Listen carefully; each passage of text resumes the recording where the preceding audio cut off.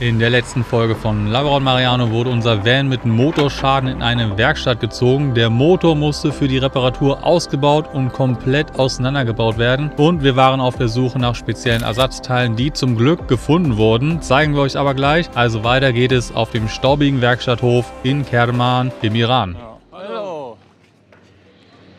So, zurück auf dem Werkstatthof. Mal sehen, wie weit die gekommen sind mit dem Motor gestern Abend noch. Und ob wir heute die Kurbelwelle schleifen können.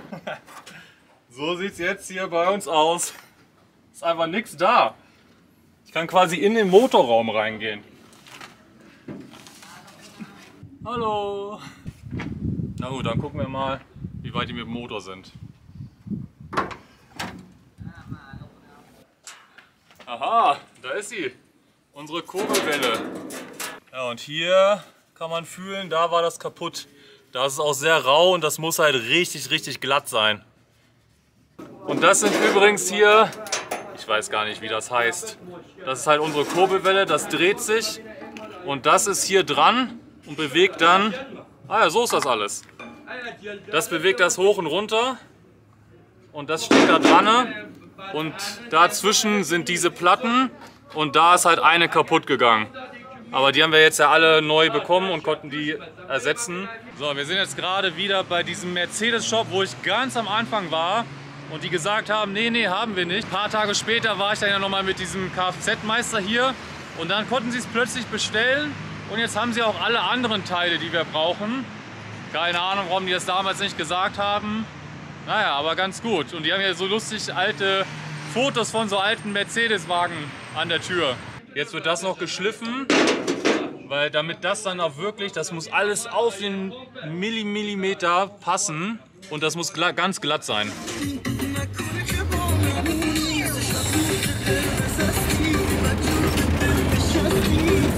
Zum Glück bin ich heute auch wieder mit Ruß unterwegs, der kann ja gut übersetzen, weil ich verstehe einfach gar nichts, was sie sagen. Das hilft auf jeden Fall sehr. Ja, und das ist diese spezielle Maschine, die man braucht, um das zu schleifen. Wir dachten ja erst nicht, dass sie sowas hier haben, aber es gibt immer so extra Geschäfte, wo man dann hinfährt, um das dann zu machen. Also nicht bei der Werkstatt selber, sondern alle sind so spezialisiert. Und Ruß hat Brot gekauft. Oh.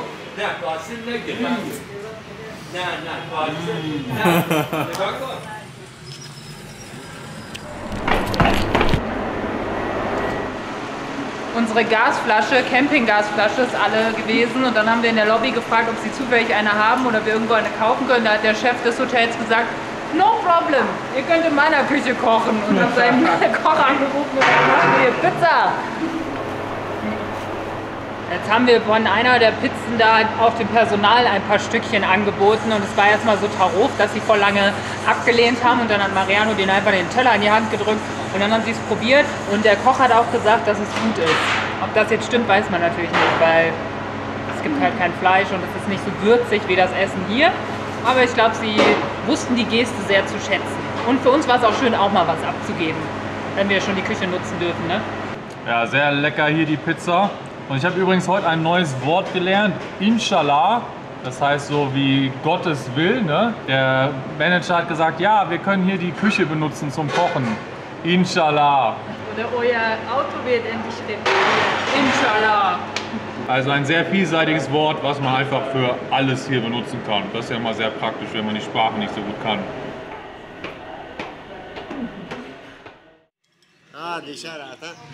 So, jetzt haben wir hier am nächsten Tag unsere glänzende Kurbelwelle abgeholt. Das wurde jetzt alles geschliffen und diese Arme wieder eingebaut. Und es ist wohl alles gut. Es war auch gar nicht so teuer, ich glaube so 20 Euro. Und die hatten ja hier so eine krasse Maschine und so. Also wir sind sehr glücklich mit dem Resultat. So, wir sind zurück in der Werkstatt und heute steht noch auf dem Plan, den Motor zu waschen. Eigentlich haben sie gesagt, wir können das irgendwo hinbringen, wo das professionell gewaschen wird, in so einer Maschine oder so, auch von innen, damit irgendwie so diese Metallspäne alle raus sind. Aber irgendwie war das Problem, wie kriegt man den Motor dahin, weil hier haben die nur eine Schubkarre oder keine Ahnung und dann geht am Ende mehr kaputt, als dass es irgendwas hilft. Deswegen hat er gesagt, nehmt ein bisschen Diesel, hier ist ein Lappen und eine, eine Drahtbürste und jetzt putzen wir es einfach selber, so gut wir können. Oh je. Die Drahtbürste war aber auch schon mal besser. Naja, schaffen wir schon. Und auf dem Weg waren wir in so einer Schneiderei und haben nach Stoffresten gefragt. Jetzt haben wir hier so eine ganze Tüte Stoffreste, um das zu waschen, also zu putzen.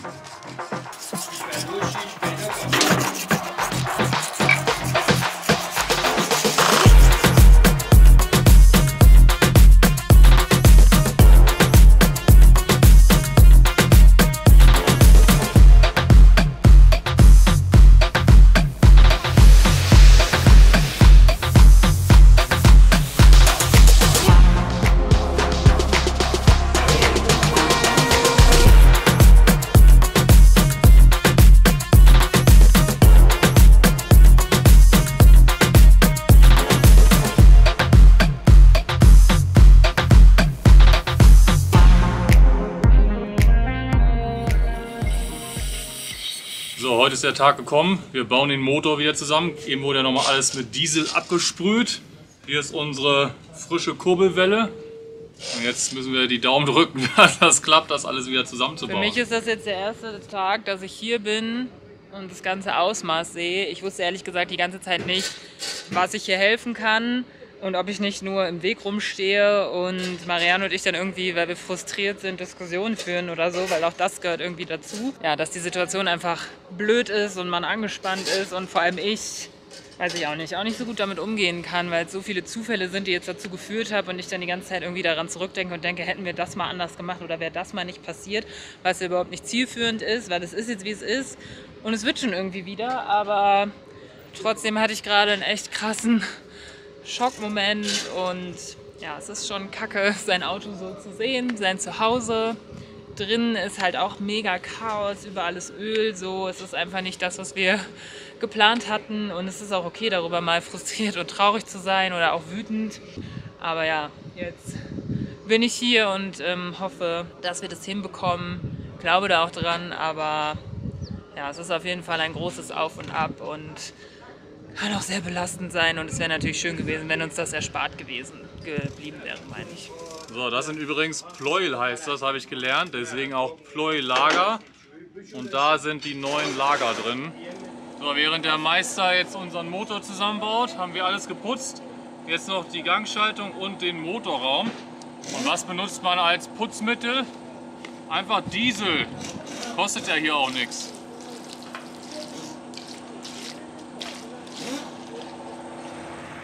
Sieht aus, als hätte ich einen Award gewonnen, ne? Preis für, weiß ich auch nicht. Naja, jedenfalls, das ist unsere Kupplungsscheibe. Und nach unserer wilden Fahrt durchs Himalaya, ohne ersten Gang,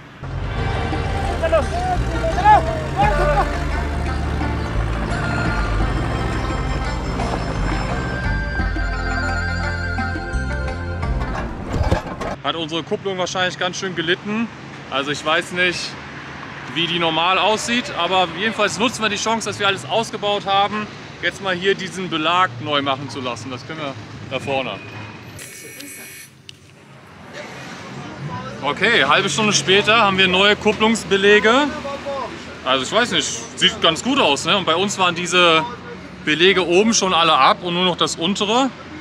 Ganz gut, dass wir das jetzt gemacht haben. Uns hat knapp 10 € gekostet. Richtig krass. Mit der Arbeit und den Teilen. Dann geht es jetzt weiter zur Werkstatt, den Motor einbauen. So, der Motor wird weiter zusammengebaut. Sieht aber schon richtig gut aus. Also die meisten Teile sind da schon dran und der glänzt so, weil wir alles geputzt haben. Also wir sind guter Dinge. Wir waren eben auch nochmal bei dem Shop, um noch eine Dichtung zu kaufen. Also wir rennen sehr viel mehr hin und her und besorgen was und schrauben irgendwas ab, putzen irgendwas, sind voller Öl und so, als wir das jetzt alles zeigen, weil sonst wäre das Video, glaube ich, viel zu lang und vielleicht auch ein bisschen langweilig. Also schon viel, ich weiß auch gar nicht, der 9. Tag ist das jetzt, oder was haben wir gesagt? Tag 9. Tag 9 anscheinend. Tag 9. Aber wir sind guter Dinge. Ich weiß nicht, ob es heute noch ins Auto eingebaut wird. Aber es sieht alles ganz gut aus und weiterhin Daumen drücken, dass dann auch alles läuft. Okay.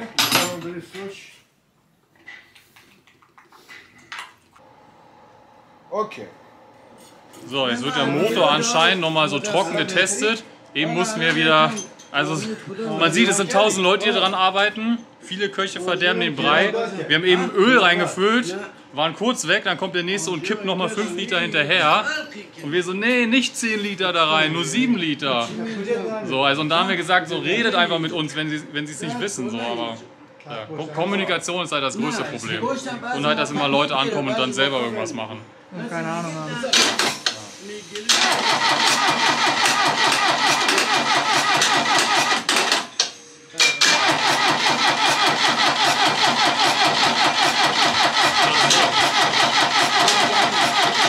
Saatgas.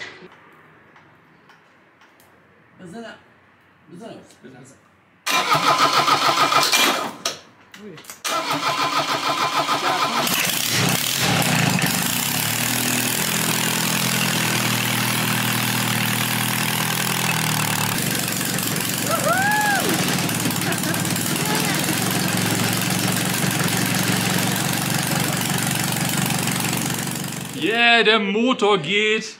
Und das ist ja echt das, ja, weil ich meine, es ist einfach unser Zuhause. Ohne Motor hätten wir kein Zuhause mehr und so. Und bis jetzt läuft alles. Wir müssen natürlich auch noch mal länger fahren und so und gucken.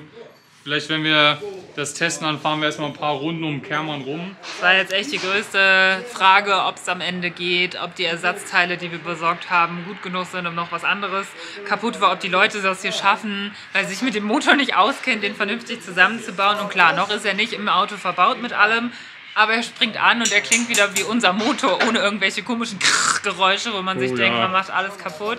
Und ja, wir hätten auf das Ganze verzichten können, aber wir sind auch sehr froh, dass es jetzt so läuft und gelaufen ist, wie es gelaufen ist. Da haben wir schon echt Glück gehabt. Und wenn alles gut läuft, können wir echt in ein paar Tagen ja dann wieder los. Und weil wir unseren Motor jetzt quasi neu gebaut haben, ihr kennt das vielleicht, wenn man den Öltest macht, dann ist das Öl ja immer schwarz, aber guckt mal, ist einfach alles klar. Der Motor von innen ist super sauber, alles geputzt. Super. Ja, noch viel wichtiger, er sprang an und funktioniert. Ah ja, genau, das geht auch. Ein weiterer Werkstatttag hat sich dem Ende zugeneigt. Wir fahren jetzt zurück zum Hotel. Morgen ist hier leider Wochenende, das heißt, dann geht es erst übermorgen weiter mit dem Motor einbauen. Aber es läuft, alle Teile wurden zusammengebaut und wir sind optimistisch, dass das was wird.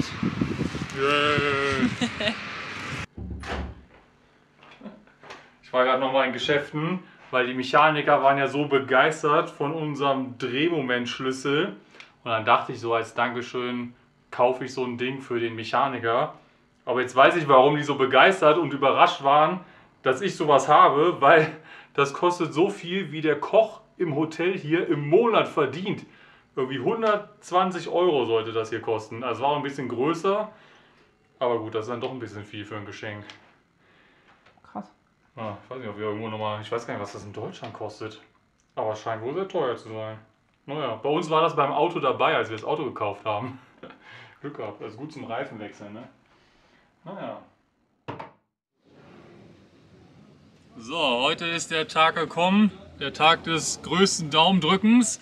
Wir bauen nämlich heute den Motor wieder hier rein. Die Gangschaltung, alles wird wieder zusammengebaut und da müssen wir hoffen, dass alles gut funktioniert und läuft. Ja, jetzt ist hier noch alles leer. Jetzt kann man hier so reinkrabbeln in unser Haus. Ja, und nachher ist hier hoffentlich wieder der Motor. Ich konnte übrigens gestern Abend überhaupt nicht einschlafen und so, weil es ist echt so ein bisschen wie, ich weiß nicht, Weihnachten ist ja was Positives, aber ich bin ganz aufgeregt, wie das jetzt heute läuft, ob das was wird und so. Also ich bin auch optimistisch, aber ich wollte mal meine Gefühlswelt mit euch teilen, weil es echt auch ganz schön nervenaufreibend und aufregend ist.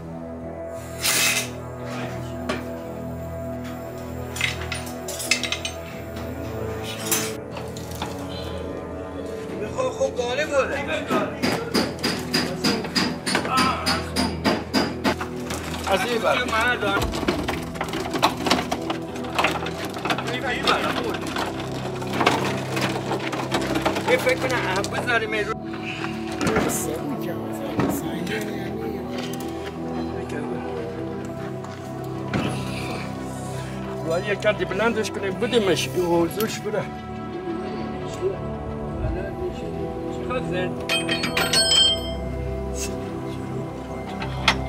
یواش بده یواش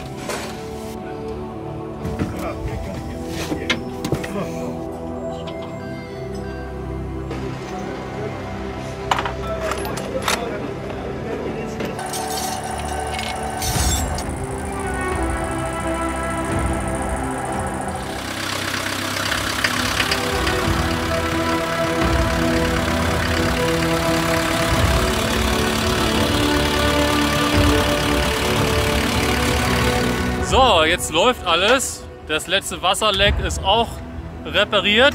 Jetzt können wir hier wieder hochheben, dass wir dann wieder richtig auf dem Boden stehen und dann können wir eine lange Testfahrt machen.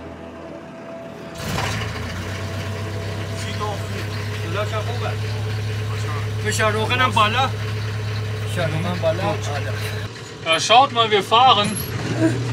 Ah, das ist so ein Wagenheber. Bremsen funktionieren auch. Lenkung auch. Funktioniert der erste Gang? Jetzt gucken wir, ob der erste Gang wieder geht. Wo ist er denn? Da.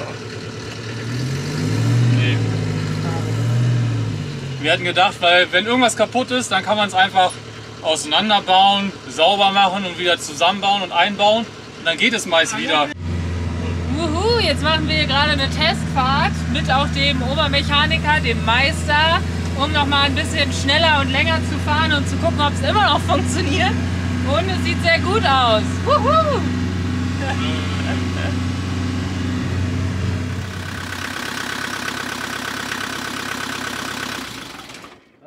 Okay, die Testfahrt war wohl erfolgreich. فقط این روغنش عوض کرد جاده هم میرید روغنش همیشه هتل بگرده خاص کرمان برم بیرون روغن عوض کرد. Sobald du möchtest aus der Stadt raus, weitere Strecken, dann musst du das neue Öl drehen. Wuhu, wir haben bezahlt, alles ist gut gelaufen und jetzt können wir mit unserer Welt zurück zum Hotel. Wuhu, wir haben unser Zuhause wieder. Das fühlt sich richtig gut an. Manchmal verliert man da ja echt zwischendurch die Hoffnung, aber jetzt heute ging es echt flott. Jetzt müssen wir nur noch außen unser Auto wieder schön machen, vielleicht so wie der da.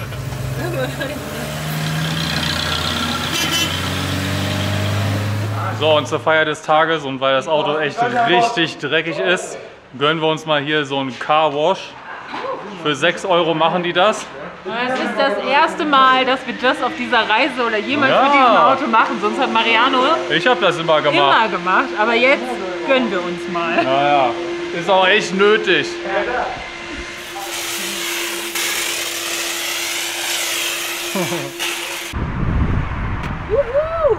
So sauber war dieser Van, glaube ich, noch nie. Ich habe den immer geputzt. Ja, aber diesmal wurde er sogar so poliert.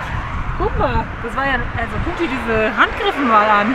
Boah, guck dir das mal an, ey. Das ist ein ganz neues Auto. Wow, so sauber und jetzt putzt er sogar noch die Fenster von innen. Das ist auch nämlich nötig.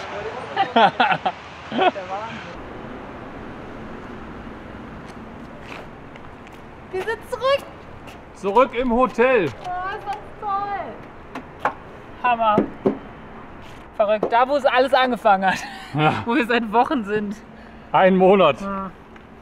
Ja, wir sind seit heute genau 1 Monat im Iran. Und was haben wir alles gemacht? Wir waren einmal in der Wüste und sonst waren wir nur in Kerman. Oh, jetzt kommt wieder das Licht von unserem Regisseurfreund. Oh, jetzt aber Schatten auf mir. Ah, jetzt so ist gut. Oh, ist aber ein bisschen gruseliges Licht. Ah ja.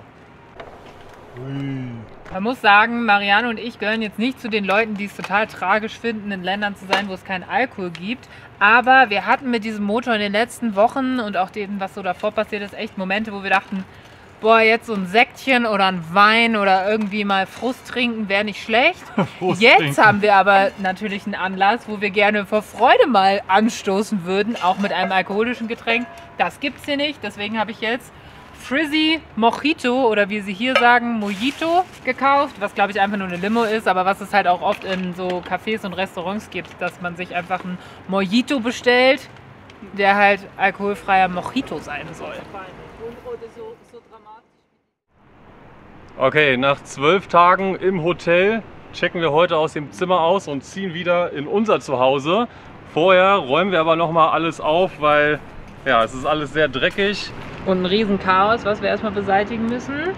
Wir wollen uns noch mal ganz dolle bedanken für all die lieben Nachrichten und die ganze Unterstützung, die wir über Social Media bekommen haben. Das hat uns echt total gerührt. Also danke an alle, die einfach nur liebe Worte dagelassen haben. Das hat uns sehr unterstützt. Und natürlich auch danke an alle, die uns Tipps gegeben haben, uns irgendwie was zum Motor erklärt haben, sogar bei der Post der DHL geguckt haben, ob die hier ein Paket hinschicken können. Das wissen wir wirklich sehr, sehr zu schätzen. Ohne euch wäre das alles, glaube ich, nicht so flott gegangen. Uns wäre es auch nicht so gut ergangen dabei. Danke auch an alle, die uns irgendwie finanziell unterstützt haben. Dadurch können wir jetzt diese Reise fortführen. Ja, wir machen jetzt so alles sauber, räumen alles ein, schlafen heute noch mal hier im Van und dann geht es morgen weiter. Wohin, wissen wir noch gar nicht genau. Genau, das gucken wir dann. Deswegen, weiter durch den Iran. Genau, Hodafis und dann bis nächste Woche irgendwo im Iran und nicht mehr in Kerman. Ja, 1 Monat Kerman, oh je.